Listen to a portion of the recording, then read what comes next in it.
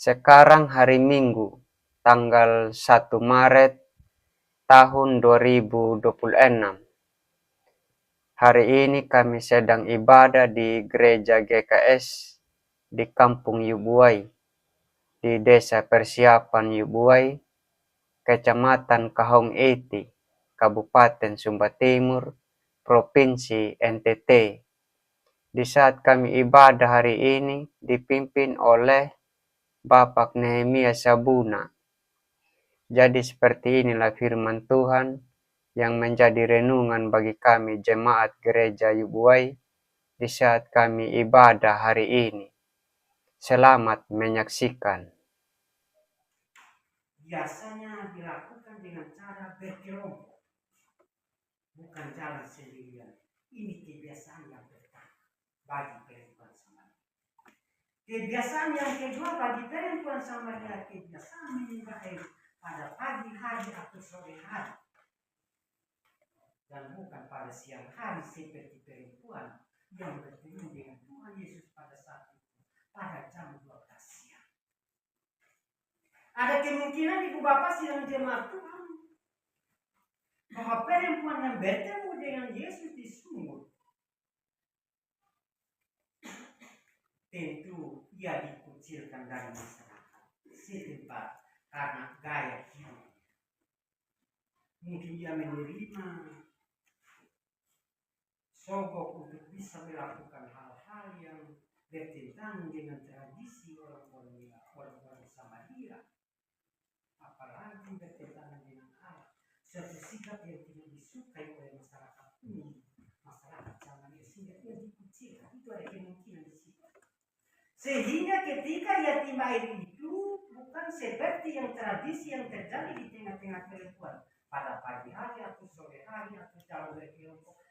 Ia jalan sendiri-sendiri karena ia adalah perempuan yang dikecilkan, dijauhkan dari kumpulan-kumpulan perempuan. Oleh karena itu Yesus membangun percakapan melalui yang dimulai dengan kebutuhan jasmani, meminta air minum. Pada ayat yang ke-7 kalimat yang terakhir, berilah aku minum. Membangun percakapan melalui percakapan dengan pengertian dasar. Berikanlah aku. Perempuan Samaria itu menanggapi maksud Yesus dengan mempertanyakan posisi hubungan kedua ras atau suku atau bangsa Samaria dan bangsa Yahudi pada ayat yang ke-9. Namun Yesus menanggapinya dengan menanggalkan kebutuhannya sendiri dan menunjukkan bahwa perempuan Samaria mempunyai kebutuhan yang lebih. Hanya kebutuhannya dipertanyakan ras pada waktu itu, kebutuhan menyembah air, tetapi ada satu kebutuhan yang lebih mendalam. Apa sebenarnya kebutuhan perempuan itu? Tentu kebutuhan itu adalah sumber air hidup yang hanya dapat dipenuhi.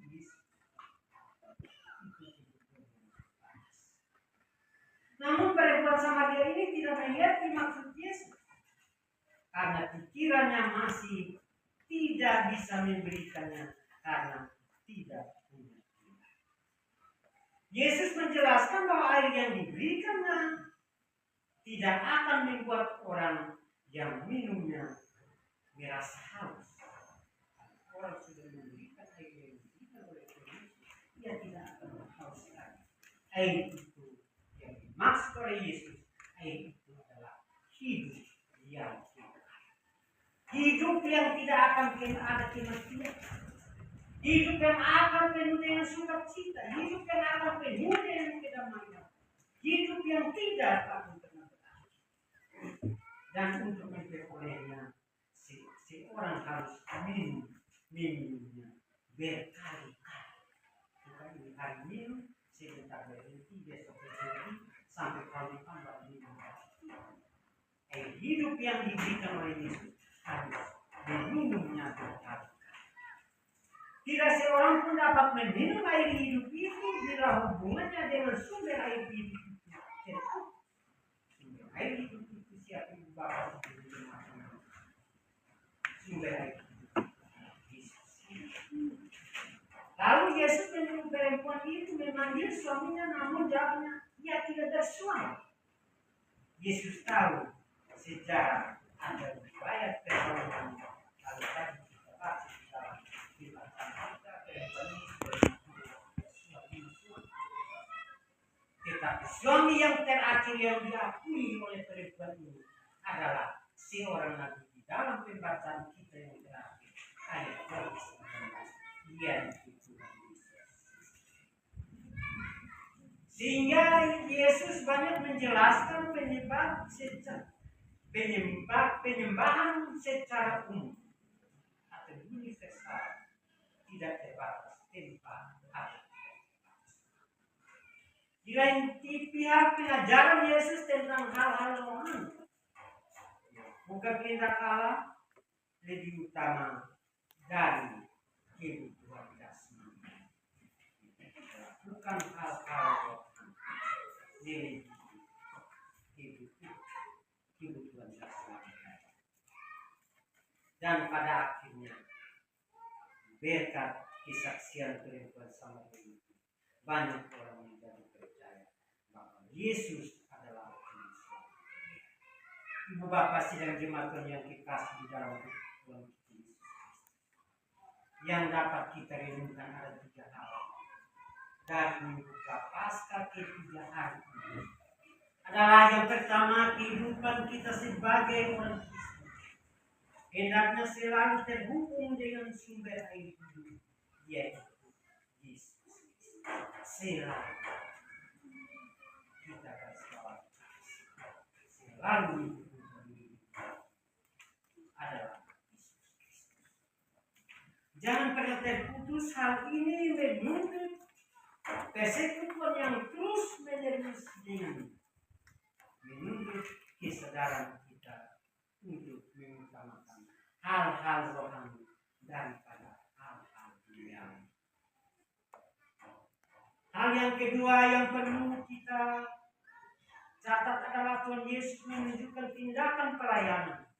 Dia menembus batas-batas ras dan gender. Ini patut kita teladani.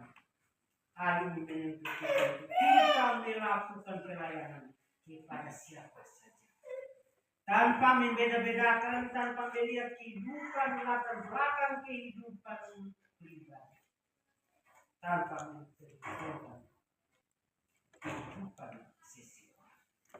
Hal yang ketiga, Yesus Kristus dapat memakai siapa saja sebagai pewarta kabar baik. Dan hal ketiga ini kita catat, kita menjadi orang yang memiliki iman kita di dalam Kristus.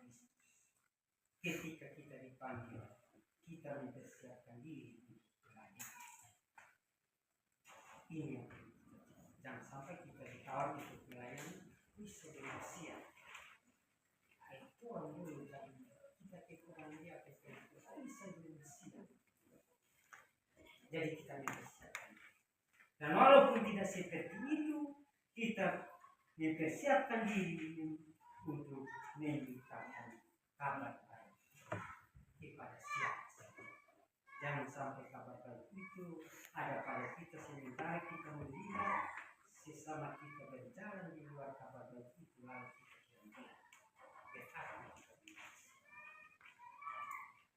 Oleh karena itu ibu bapak sidang jemaat Tuhan, warta kabar baik kepada mereka yang lemah, mereka yang dilecehkan, mereka yang dikucilkan, mereka yang diberi label, sekalipun oleh masyarakat dapat menjadi sarana pembawa berita keselamatan yang membawakan orang mengenalkan perempuan Samaria tidak lagi diikat dengan dosa masa lalu. Oleh karena segala sesuatu yang dia lakukan bertentangan dengan orang-orang sekitar. Ini karena berkat kabar baik yang diterima dari Yesus. Dia menjadi pribadi yang ibadah, menembus atas. ini memotivasi, mendorong kita agar berani menembus batas-batas yang ada di dalam masyarakat di sekitar kita untuk melayani Dia umat manusia. Tuhan Yesus memberkati kita.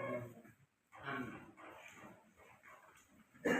Mari kita merespon kita baik pertama dan baik yang ketiga. Ay langit pasanglah tingin dengan ucapan Tuhan. Semoga firman Tuhan akan ay langit pasanglah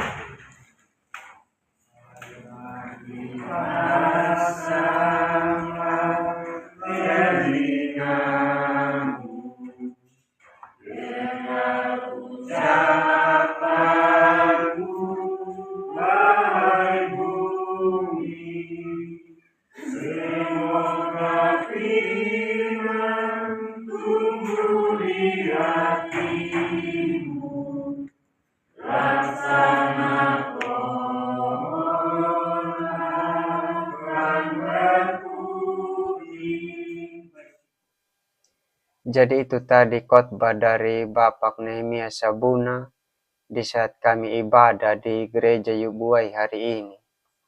Biarlah firman Tuhan yang kita dengar bersama menjadi renungan buat kita hari ini. Terima kasih karena kamu sudah sempat meluangkan waktu untuk menonton video ini di saat kami ibadah di gereja Yubuai hari ini, hari Minggu, tanggal 1 Maret tahun 2026.